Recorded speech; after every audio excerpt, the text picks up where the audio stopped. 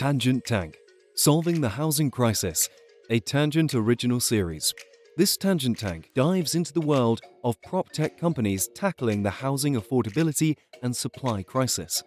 Join our panel of judges, Jeffrey Berman, partner at Camber Creek, Zach Aarons, co-founder at Metaprop, and Proptech entrepreneur Edward Cohen, as we ask the tough questions and challenge each founder and evaluate their startups based on innovation, potential impact, and scalability. You'll listen firsthand from the founders themselves as they share their stories of determination and resilience. 1.8 billion people around the world do not have adequate housing. Housing affordability reached an all-time historic low in the US, as over 10 million renters spend over 50% of their income on housing. Amidst these challenges, there is hope. Across the world, we're seeking startups that leverage technology and talent to tackle this crisis head-on. If you are a passionate founder, please apply by emailing your company's deck or video to tangentcommunity@gmail.com. Hi, welcome to Tangent. I'm Edward Cohen. Hi there. This is Jeffrey Berman, partner at Camber Creek. And this is Zach Aarons, increasingly looking more and more like Jeffrey Berman every day, moving increasingly into my discomfort zone. Today on Tangent, we have Daniel Dorfman, co-founder of REITs, a community-inspired real estate investment fund aiming to help 1 million people generate wealth through residential investments. Hi, Daniel. Where does this podcast find you? Hey, Edward. I am based out of Atlanta, Georgia. And thanks for having me, guys. I'm excited. Daniel, you and the REITs team are working to democratize access to real estate investments. Tell us your origin story. What's your pitch? What's your business? Yeah, so my background's in the real estate investment space and retail space. And over the last 13 years, I've kind of watched as the industry has kind of pushed more and more people out of the purchasing bucket and into the renting bucket. And that gap continues to get larger. And so when looking at what the available options were out there, we saw an opportunity to create a product and portfolio that is accessible to all and that helps not only the investor build wealth, but the resident build wealth. And we've created REITs investment community to do that and are excited to share it with you guys. Very cool. Okay, so when you mean helping people, who are you trying to help? Who are your investors? Who do you target as residents? And where are you operating today? We are operating in Atlanta, Georgia. The fund has 48 properties in it today. We've raised a little bit over $11 million since launching in 2021. Our target investor is anybody who, one, is looking to be in the real estate market or have that wealth building capability, but doesn't necessarily have that down payment for their first home. And the other piece is maybe you don't have your down payment, the 20% requirement to buy your first investment home, right? And so our investors tend to be in that 80 to 200K earner space, and everyone's able to access our fund for as little as $100. I'm going to interrupt you right now. I need to say one thing to make very clear to our listeners. This is not a solicitation for investment, to be very clear. There is no gun jumping that is happening on this podcast. That being said, when you say investor, are you talking about somebody who is buying a home for another person, or an investor is actually the person that's going to live in the home? So in our world, it's actually both. So we've created a Reg A REIT, and so anybody can invest. So if you live in our homes or not, you can invest. But for our residents, it's a different type of program. So I know you guys are in the industry. I think you guys probably understand the needs of a resident or a renter more than anybody. But in Atlanta, and we're pretty similar across the country, the average renter has about $600 lifetime savings, has about $82 at the end of the month to be able to save for their home. You know, I don't know how you would do that at $82. And so our program is designed to bring the resident in as a partner and not as a tenant, and to reward them and incentivize them for helping us take care of the property. At the end of the day, the resident really is the person who determines your cash flow, right? Like the location's amazing and that appreciation's great. So let me just unpack this because I'm new to your concept. So first of all, you're trying to solve an affordability problem, which is, hey, person X has a relatively small amount of money at the beginning and an even smaller amount of money at the end of the month because of expenditures, rent, whatever. You want to help them get into a home. So you say, well, ordinarily, I'm gonna use somewhat arbitrary numbers, but ordinarily you would need, let's say this person was buying a $300,000 home. I don't know if that's the average price of actually, what is the average price of the homes that you're targeting? That's right around. We're about 280. Okay. Let's call it 300 to make the math simple for an old man like me. So 300,000, you need 20%, so you need $60,000. And this person does not have $60,000. So you say to this person, I assume you're doing some kind of credit check to see like, hey, you might not have a lot of money, but you've paid your bills on time, etc. And we're going to help put you in this house. Home ownership is awesome, but that American dream of home ownership and owning your own home is not exactly, in our opinion, the best situation for a lot of people who are going into it with 3%, 5% down. What we want to create is a wealth building asset that you can take and be a part of. And that's just via the portfolio. So as a resident, when you move into one of our homes, you are an investor in the portfolio of homes from day one. So it's not a rent to own model. It's an own while you rent model. The rent to invest. Correct. So can you just clarify for our listeners? I know Mr. Berman's an acronym master, but most of our listeners probably aren't familiar with a Reg A REIT. I'm not familiar with them personally. I'm going to showcase some vulnerability. I think you've invested in Reg A REITs. I'm sure I have. By the way, everybody, Zach Aarons knows exactly what a Reg A REIT is. But they are most likely different than a standard multifamily REIT that these people might be buying in their Schwab or their Robinhood accounts, right? An Avalon Bay type of REIT. So can you explain to our listeners what a Reg A REIT is, how the structure is, and then how this rent to invest model actually works? Yeah, so the Reg A REIT is a filing that with the SEC, it gives everyone the ability to partake and purchase units in the fund. And you don't have to be an accredited investor. The requirements are basically that you cannot invest more than 10% of your annual salary or net worth into our fund. But the idea of why we went to go get this classification is we do want to grant access to everybody, and we want to do it in a way that makes most sense for all of our investors. And so our accredited investors love it because we are including everybody and making a big impact, and they're seeing great returns. And our residents get to be involved, right? From day one, we do not take any security deposit. Their initial deposit is actually an investment into our portfolio. And do you provide them with a financial dashboard, or is this through their Schwab account? How does it all work? It's all through our proprietary platform online, through our website, investwithroots.com. I think, hold on, I think I missed something. And again, this is because of my old age and also maybe unstable internet connection. So you have this $300,000 house and you've got, let's say you've got 10 of them, right? Your fund is 10 homes, $3 million for the first home that you Reg A crowdfunded. Awesome. And I am Johnny Renter. And first of all, are you setting prices based on market? One. And then if you're setting prices based on market, how is that rent going? I'm not understanding how that's creating yield for the investor, renter, resident.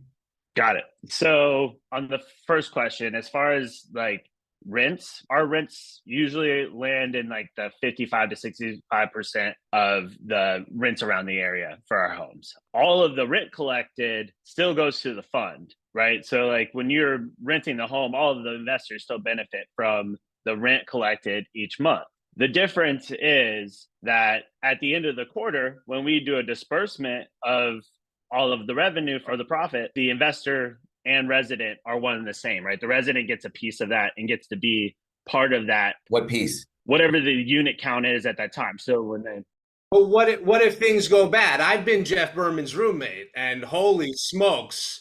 So Jeff once stayed in an Airbnb with me, and let's just say the HVAC system was not exactly okay after we left this place.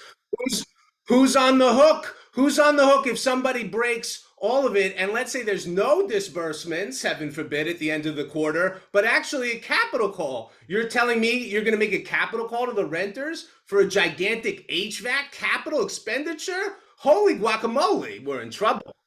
We don't actually make capital calls at the REIT. All repairs and maintenance are reserved for and warranted by the property management company. And so at the end of the day, this structure is no different than any other single family renting asset. The only difference is that instead of a traditional security deposit, their deposit or their initial investment goes into the fund to give them an opportunity to grow wealth with the fund. Pardon the interruption. PTI. So let's just use Zach's example for a second. I'm an investor in your fund.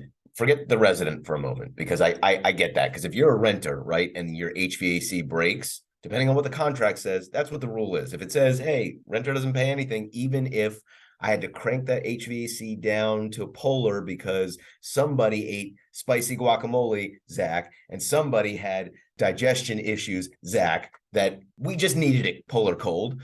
By the way, none of this happened. I've never stayed in an Airbnb in my life, nor would I, but God, I love you, Zach Aarons. So fine, the renter, I get it. They're not going to have to pay it. But if I'm in an investor group and something breaks, let's just say the warranty situation that you have with Jory Rammer's company Super is out, or Jory, that plug was for you, buddy, or the property manager, whatever. Somebody's got to pay for those repairs. That's going to come from the fund, correct? Well, no, because they already are reserved for. So all of the repairs, we have a pool of capital. But wait a second. Imagine you exceed the reserve. Like, Yeah. How long have you been a landlord? A long time. How many times? I can tell you, I've been a landlord a long time. I've exceeded my reserve a really, really, really frequent amount of time. Unfortunately, maybe I'm a shitty landlord. well, it's actually, but you know what's interesting about this, Zach? What's interesting here is I don't know what percentage your reserves are, but let's say you have actually a large reserve and you decide, hey, I'm going to put that into some kind of T-bills. Like right now, you can actually earn money on money. So if you have a artificially large reserve and you're earning revenue on that, I don't know, maybe, but conceptually speaking, suppose your reserves run out. I want to make sure that everybody understands that there could be a capital call to the fund, or you might say, hey, listen, we don't want to call capital, but there are going to be no distributions for the next 16 quarters. In theory, right, if the reserve is exceeded and the company that warranties the reserve is bankrupt and goes out of business, yes, you are correct. Okay. And how long are your warranty relationships typically? They're in perpetuity to this business because it's warranted by the property manager who's hosting all of the capital. And what's the cash on cash yield been, and how does that differ? Like, how does that exceed the cash on cash yield of your sort of standard apartment REIT with comparable properties? So the standard return on these types on our category REIT is between 9 and 11%. Our cash on cash yield historically has been 6%, and our growth has been 16 over the last 12 months and over 29% since the inception in July of 21. Of rent growth? That's rent growth? No, just that's rent and appreciation. But how do you have appreciation? Are you getting the assets constantly appraised? Because here's the rub on this business model, right? If you want to provide a great return to your investors, you have to guarantee rent growth. If you want to ensure to your renters who are also investors that you're giving them a good deal on your rent, you mentioned 50 to 60% of comparable rents in the area, right? They need, by definition, a good deal. So when a contractionary event happens and there's effectively no rent growth, you're not going to see any appreciation in the property. So if you have a lower cash yield, I would argue that in that particular year, when you have rent contraction, you're actually better off probably invested in a standard apartment REIT than in this Reg A REIT. Is that accurate? So I disagree in that we actually go into these residents that are coming on board with us are excited about the growth. They understand that there's going to be a 5% increase every year in their rents. And we have no pushback on that because they are part of the partnership and they get to grow their deposit with us and grow their investment with us. From a rent contraction standpoint, we're in a better spot because residents are lining up to be a part of this growth. That makes sense. So let's just be clear about how psychologically that works. You're locking renter in for, let's just keep the math simple, $1,000 a month instead of $2,000 a month down the block. And because of that, and they have this equity in the REIT, they're actually excited to pay a 5% increase because you need to live in there a lot of years before 1,000 increasing 5% before that 5% compounds to effectively double to bring it back up to market, right? And that's the argument where you are effectively versus your competition insulated from a macro rent contractionary market because you have differently and correctly incentivized your tenants. Correct. And I do want to point out that, so the program is called Living It Like You Own It, and it does a few things for us other than just from a confidence boosting standpoint. So the first thing is we are seeing less vacancy. People are renewing at a very high rate. They're referring friends at a very high rate, and the vacancy is less.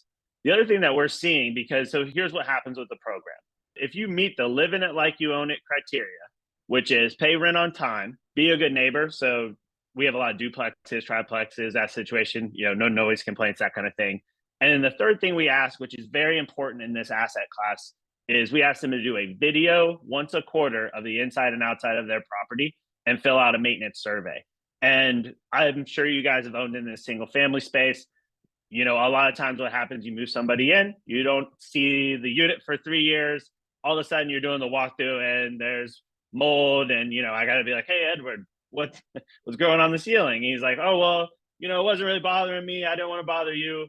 And yeah, that's it. I was like, well, that's, it's mold remediation. Now we've got a $3,500 bill.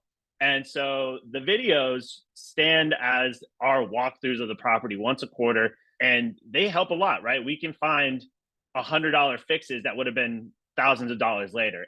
And it's also free content marketing. Exactly. But you probably have their permission to repurpose it, right? And then you can. Absolutely. And the other piece of that is our turn costs right now. And we have, again, we're early, right? We've only been at this a little bit under 2 years, but our turn costs are a little bit under $1,000 right now. The average turn cost in this industry is over $3,500. So yeah, I've heard $3,500 as well. Yeah, they're taking care of their properties, and it's amazing to watch what happens from their standpoint too, right? Like, as a person who's been pretty much beat up by every landlord they've ever had in typical standing, to be able to see a dashboard with that investment amount going up, to be a part of the model and not a part of the problem, has been a huge thing for us as well. So I just want to kind of point those pieces out of why it makes our investment into the REIT from a commercial standpoint a more consistent returner as well. Today's episode is brought to you in collaboration with Dottid, the all-in-one commercial real estate asset management platform that can help you streamline your business operations. Dottid brings together leasing, CapEx, valuation, debt, and powerful reporting into one place, simplifying asset management into a single source of truth for all your asset data and team performance. With Dottid, your team can save hours a day by connecting every data point without jumping around between different solutions and communication channels. What sets Dottid apart is its commitment to protecting your buildings and empowering asset managers with complete data ownership. Your data is never sold nor shared in a marketplace, ensuring that your business is secure and your information is safe. Dottid unlocks visibility, clarity, and efficiency for your assets, processes, and teams to drastically reduce personnel costs, increase data integrity, and optimize assets for resilient long-term growth. With Dottid, you can have a complete control over your business operations and make data-driven decisions that lead to success. To learn more, book a demo with their team at Dottid.com. That's Dottid.com.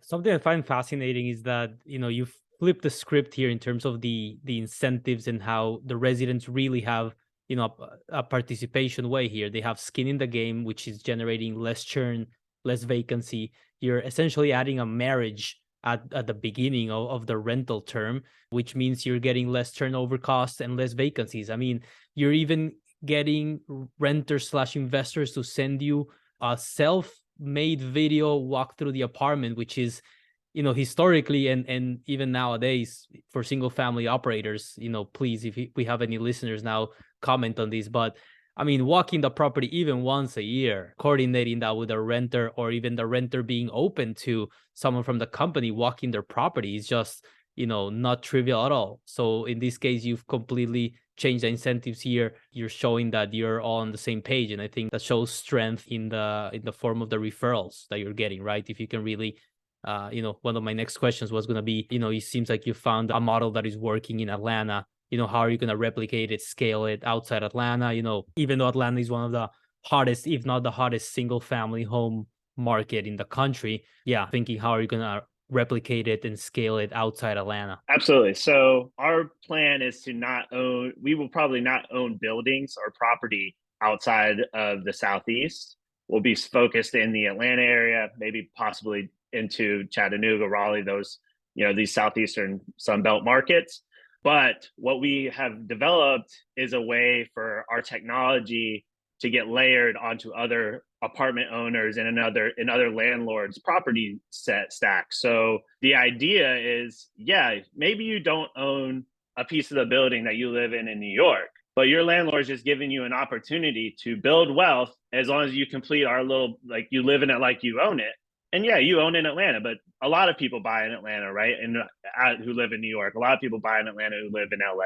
And so the idea is to offer the opportunity for everyone to be able to build wealth through this asset class. And so far, we've seen great results. And you said you've been doing this for 2 years? The fund started in July of 21.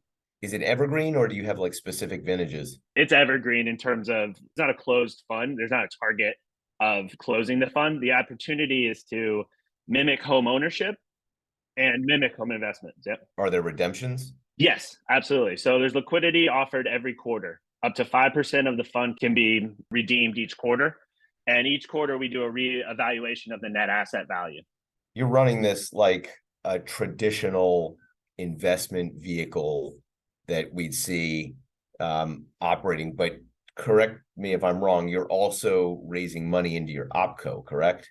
No, we are not, right, at the moment. Not right now, but in Yes. general, you are. So why?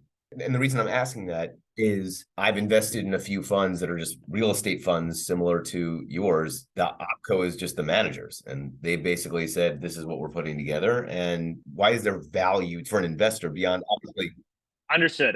So I do want to make clear, we are not raising capital into that OpCo right now, but that OpCo owns the entire tech stack and the entire product that will be placed on top, or will be offered to landlords to be able to access this program and access our REIT. But Jeff's asking, what's the secret sauce of the tech, right? What is it about the user interface that's different and better? Where does the leverage come from as it relates to the product itself, right? Because we've seen a lot of these real estate investment managers, even if they're tech enabled, their OpCo only trades at an EBITDA multiple. It still never trades at a revenue multiple. Exactly. And you're talking to two of the longest standing VCs in this space. And the question I have is twofold. The first is, one, just to make sure I understand, are you saying, hey, we're a venture appropriate business because, or no, we're never going to ask venture capitalists for money. We don't need it because this is a simple business. Yeah, we built some tech, we own it, and we're going to create multiple funds, and we're also going to give other landlord groups, if I understood you correctly, the ability to monetize their homes in a similar way, and they're going to pay us a licensing fee for that. We've spent $200,000, $500,000, $1 million developing this tech, but it's all ours. Which is it? Are you trying to become venture backable? We are not looking for venture capital into the OpCo. We are looking for investment into our fund, which we believe will allow us to do whatever we want. So the goal is, let's grow the fund business. Hopefully it spins off enough cash into the OpCo that we can continue to reinvest to improve our technology. And maybe we can raise a little bit of money from family offices, more patient capital that doesn't need a 100x return. But we're really prioritizing growing the sort of real estate Reg A REIT management platform. This I like, even though this isn't exactly what we we don't normally talk to entrepreneurs. And this is a great lesson for anybody who's listening. Zach and I deal with this constantly, where we see and hear interesting concepts like this one. And I would have said to you, why in the hell are you raising money into your OpCo? And Daniel, you said, I don't need to. That's the right answer. Not every quote unquote prop tech or tech enabled business is venture capital appropriate. It is just not. Daniel here is looking to raise multiple funds and become very wealthy as a fund manager, which is great. And he's doing so with a investment thesis that he's hoping will trickle down to other people that are investing alongside with him. Whether or not that's going to generate the type of returns that will get people excited, I haven't dug into the numbers. Obviously, I don't believe Zach or Edward have either, but it's interesting nonetheless. But the lesson here for our listeners is this is a really good idea. It seems to be a really good idea, and it doesn't need venture capital funding. I want to double underline that. And speaking just, Metaprop invests in software operating businesses, right? We don't invest in real estate. We don't invest in REITs. Just speaking personally, though, I would say because I believe the platform is enabling empowerment, accessibility, and affordability, maybe not in the traditional sense of like building more LIHTC units or whatever, but I believe that firmly. I would be willing as an investor with my personal money to accept a lower cash on cash yield versus say a traditional REIT to be part of this psychologically, emotionally. And then also I do believe your thesis that the properties might be kept nicer and hence I might have better appreciation when I ultimately want my liquidity than I might in a traditional REIT. I think all our listeners, private REITs don't have as much liquidity as public REITs. So just listeners, do your due diligence, right? Anytime, private REITs sort of in general are notoriously illiquid asset types, right, for traditional retail investors. However, I personally would accept the idea of a lower yield for higher appreciation and financial empowerment as a concept. And I agree, I don't think this is a business that necessarily should be seeking a venture. I think it's a business that can effectively bootstrap to build some sort of really, and you're already doing it, some sort of very interesting moat around acquiring these customers, interacting with your tenants, down the road enabling landlords to spin this up quickly themselves. And then also importantly, the dashboard for managing the investments, right? Like what properties do I own? Let me get information about them. Can I quickly pull my K1, like basic sort of administrative stuff as well, right? But if you can succeed technologically within those three categories, I think you'll have a sufficient moat where the operating business is worth something. Let's talk about that. So let's now ask the question that Zach thought I was asking a few minutes ago, because he is always ahead of his time. And that's actually true, folks. Zach Aarons is always ahead of his time. We're all just trying to catch up. This is an interesting concept. It sounds like it is easily replicable. So what is the secret sauce? Which, by the way, is not a bad thing. Think about it. There are hundreds, if not thousands of property managers. There are hundreds of large real estate owners. There's no problem with something being replicable in many, many markets. The question is, what is your secret sauce that's going to make Daniel Dorfman a billionaire, if you are not one already, and all of your investors tons, well, I don't know, he might be, tons and tons of money. I want to hear that side of it. Like, what gave you this confidence? Like, hey, this is the right way to do it. Maybe this is a tangent tank. Yeah, this is awesome. So basically, no, not a billionaire yet. That's what we're chasing, right? I love it. Here's the thought. Here's the thing. When you talk about replicable product, totally, you could think you could, right? Absolutely. there's a couple hurdles. One, Reg A is not easy to get. You're audited by the SEC. You have a lot of different hoops to jump through. You have to really be tucked in and buttoned up. And you have to be willing to do the work. If we wanted to just spin up a fund that, owned real estate, that'd be fine. We'd do a Reg D and it'd be easy, right? The Reg A is hard to do. That's part one. Part two is the way our platform interacts with our residents and the way the platform interacts with our investors makes it very easy and accessible to use. And so you can't just build that overnight.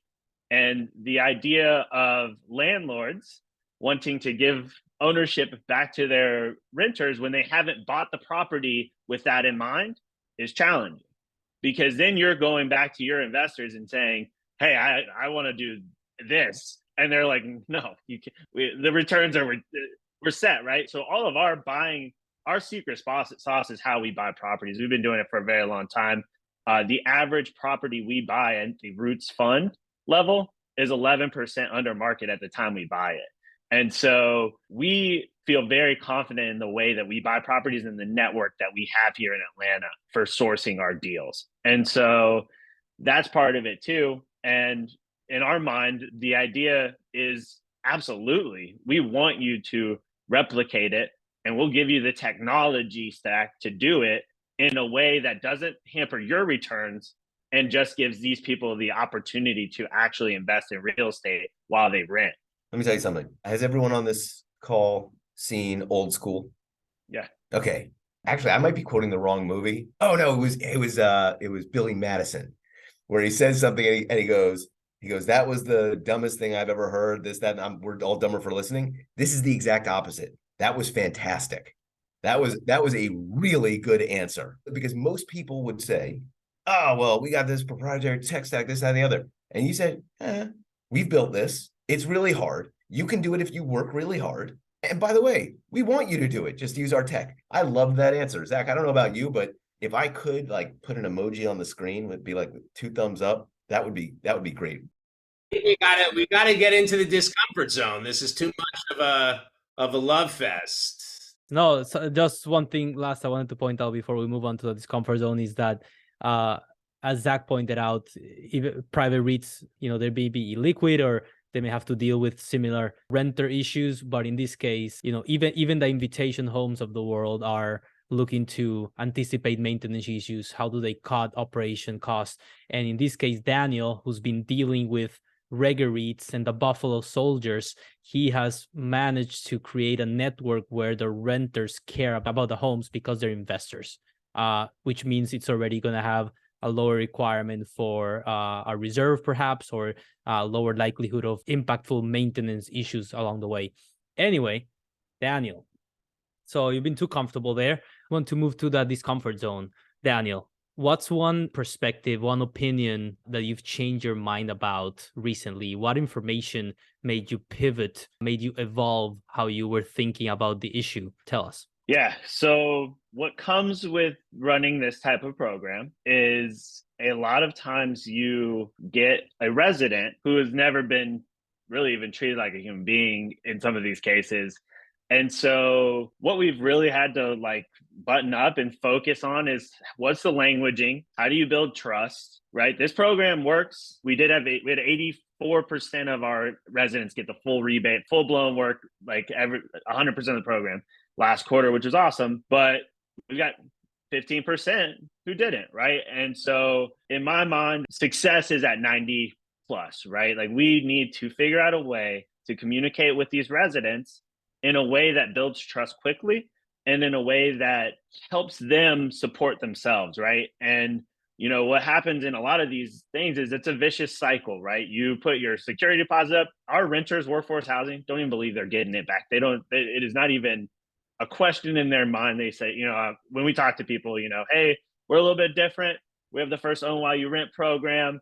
You're going to get to build wealth. And they're, sure. I've never seen my security deposit before. I'm not getting it back now. And, that part of it is not exactly what I got into the business for, to be honest. We created this community because I was doing a lot of syndicated deals with people across the country. And, one person's in one person's in another. This one does well, this one doesn't do well. whatever it might be. And we wanted to create this full access community product. As we started really diving into it, like, hey, if we give everybody access, why not the resident? Why not give the resident the ability to do this? And that's led us to the world where we're in now, which is part wealth. It's not, I would not say wealth coach. I mean, but there's a lot of the aspects in like the financial literacy space with these residents that's, been probably our biggest hurdle to overcome. Yeah, it sounds silly, but I had a student once who was working on this in a similar, something similar in just in one asset, more around incentivizing residents with rent rebates for maintenance programs and stuff. And one of the things he realized, it sounds silly because these are all grown-ups, but gamification does work. And you don't want too much competition because people can get ornery, but some level of healthy competition amongst residents to have. I remember just when I was at summer camp, just you want to win the bunk inspection. You want to have, even though it's sort of counterintuitive to want to have the cleanest bunk when you're a 10-year-old kid, they flip the script and gamify it and make you want that. And I think there are tried and true tricks now as it relates to mobile gaming that can be leveraged in Proptech contexts that can actually take your levels up to that 95%. Yeah, and Zach, that's awesome that you mentioned that. We actually last quarter, fourth quarter last year, we were 78%. And so, we all sat around and we're like, what do we do to get them involved more frequently? And we started doing resident of the week because one of our team members was like, we're only calling these folks when bad news, right? Like most landlords, you only call them if you need something or you're pressing them for the video or whatnot. So we started doing this thing called resident of the week, where if you completed the program last quarter fully, we'll draw your name out of a hat. We'll send you lunch. We sent a little care package, a little backbook bag to, one of our residents who had a kid. Kind of small touches, but the end result's been incredible. And I actually think that that's been a big driver because when we get the resident of the week, we send it to everybody. Hey, Edward's the resident of the week this week. Great job, Edward. Way to, build wealth with roots. Boom. And the response has been awesome from our residents. And to your point, it's like, how do we continue to create that program of like, oh, I want to do this. I want to earn these points. I want to be able to, do these cool things. That process of building that community and building that trust has been a unique road, to say the least, right? Because we just I had the experience from a property manager standpoint, from a landlord standpoint, but not from hey, let's really talk and let's figure out like what this could do for you and your family long term. So I don't know if that was a discomfort zone answer, but I'll allow it. We'll allow it. It's a borderline, but it was great. It was excellent. Yeah, but not quite heretical. So, no, I mean, we've seen roommates or co-residents create companies in the past. We've seen co-investors create companies in the past. I would not be surprised if the community that you're brewing here would develop into something more because, in terms of the collaborations and the partnerships opportunities, these are people that are in the same boat. They're not only living in the same communities or living in the same network of homes, they're also co-investors. So I think there could be some incredible network effects there. Daniel, what dream partnership do you hope to form to help bring roots to more investors in the market? Yeah, so I have two that I think are great avenues for us. One is we're already currently in talks with the city of Atlanta. We're going to make the city of Atlanta hopefully the first place to offer homeowner or a piece of Atlanta ownership and investment to all of their city employees.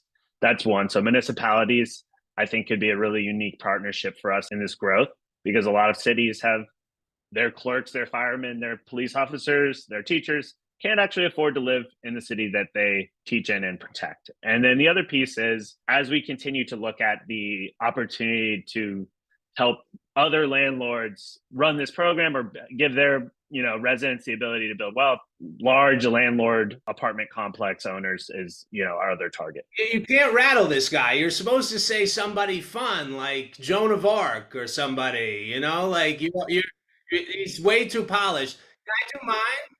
Because I think he's gonna die soon. He's very old, but if I can do anything with Mel Brooks before he dies, that's my dream collaboration. It doesn't matter what the subject is. It can be anything. I just have to spend time with that man before he dies. Jeff, I don't know if you know this or know who Mel Brooks is, but growing up, I'm Jewish. I don't know if you knew that, but like for young Jewish boys growing up in New York City, Mel Brooks was like the most important person for us. Mel Brooks, he wrote that movie, History of something. Well, he's got a new TV show, History of the World Part 2. It's now on Hulu, but it's not good. It's unfortunately he's showing Mel his Brooks age with this. Listens to this podcast just by saying that. And I just insulted my idol. You insulted your idol, and now he is not going to. He's not going to do a collaboration. Nope. Well, then Richard Bronson would probably be my collaboration partner. Wait, Richard Branson or Bronson? Branson. Or Charles Bronson. Branson. My dream, if I can do a prop tech company with Charles Bronson, that would be second to Mel Brooks. Interesting fact about Charles Bronson. Okay, so Paramount Studios, one of the most iconic lots in all of Hollywood. Okay, one of the gates, you've probably seen these pearly gates in a ton of films and everything, happens to be on Bronson Avenue. Charles had a different last name by birth that was totally unpronounceable. And they're like, it was worse. And they were like, we cannot put this film live. Death Wish, 1 was coming out. They're like, this can't come out. And they're like, you need a name. And he's like, well, and he just looks up. He's like, how about Bronson? So anyway, the gentleman's name, who were we talking about before? I got on a tangent. Oh, Richard Branson. Who, by the way, might listen to this podcast. Richard Branson, of all these people, is probably the most likely to do a collaboration with one of us. There's no Wi-Fi necker, so I don't think Richard Branson is listening right now, but he downloads the podcast, though. He doesn't listen to live. Daniel, where can our listeners find and learn more about Roots? Investwithroots.com. That's our website. Check us out. Take a look at our resident program. Log in, toss $100 in. But again, not a solicitation or investment on this podcast. Daniel Dorfman, co-founder of Roots, helping 1 million people achieve returns through real estate investments. Thank you for being with us today. Thank you for coming and telling us your story. We are rooting for you and the Roots team. Oh, we are rootsing for you. Rootsing. Thank you all. Thank you, guys. It was great meeting you and great hanging out. Thanks for tuning in to Tangent Tank, solving the housing crisis. Don't forget to follow, rate, and review Tangent and share this episode with a friend. This series is edited by Daniel Mora and produced by me, Edward Cohen. Remember, collaboration is our superpower, so stay curious and always be learning.